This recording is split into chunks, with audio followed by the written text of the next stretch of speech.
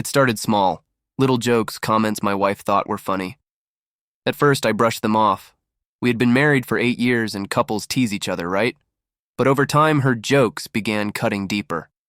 Whenever we were around her friends, she'd laugh and say things like, "Oh, don't worry, I barely let him touch me anymore."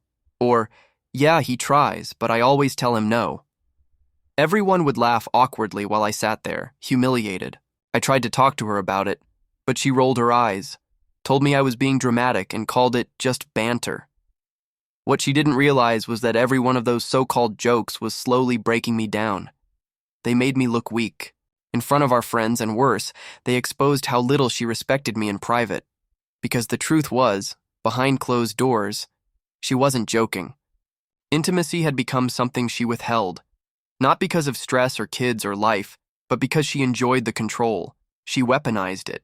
If she was upset, she'd deny me affection. If I asked, she'd laugh and say, "Maybe if you deserve it." It was cruel, and for a long time I tolerated it. I convinced myself it was a phase, that things would get better. But instead, the jokes grew bolder, the disrespect louder. The final straw came at a dinner with her coworkers. One of them jokingly asked if we ever argued. My wife smirked and said loud enough for the whole table to hear, "Argue? Please. I just don't let him touch me. That usually shuts him up." The entire table laughed. My face burned with embarrassment.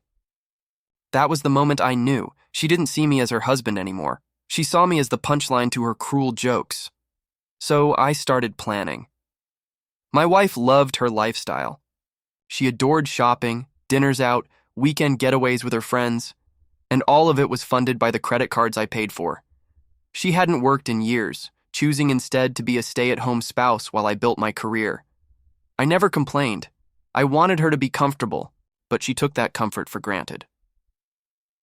The very next morning after that humiliating dinner, I woke up early and made some calls. By lunchtime, every one of her credit cards was canceled. The joint accounts were frozen, and my direct deposits were redirected into a private account she couldn't touch.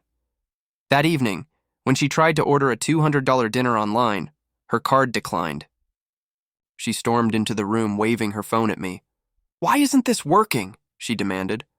I looked her dead in the eye and said, "Since you joke about not letting me touch you, I decided not to let you touch my money. Fair's fair, right?" Her face went pale. She thought I was bluffing, until she tried her other cards. All declined. She screamed, demanded to know what I had done. I calmly explained that from now on, she'd have to rely on her own income because I wasn't going to bankroll someone who mocked me in public and disrespected me in private. The fight that followed was explosive.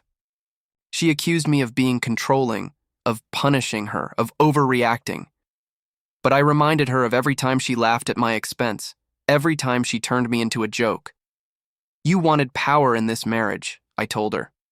"Well, now you have it. You control your body. I control the finances. Let's see how funny your jokes are when you're paying your own bills."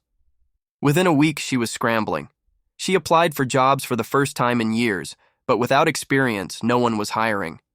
She begged me to unfreeze the accounts, cried that she didn't mean it, that it was just humor. But I'd stopped listening. Respect is the foundation of love, and once it's gone, the marriage is already dead. 2 months later, I filed for divorce. In court, my financial records were airtight, and since she hadn't worked or contributed in years, the settlement was minimal. I kept the house, my savings, and full control of the assets. She walked away with almost nothing but her clothes, and the bitter taste of regret. The woman who once laughed about denying me affection now lives in a tiny apartment, working long hours just to survive. Whenever she texts me asking for help, I ignore it. Because the truth is, I did help her. I showed her what happens when you strip the respect and intimacy out of a marriage. She joked that I couldn't touch her. So I made sure she couldn't touch my life anymore. And that was the sweetest revenge of all.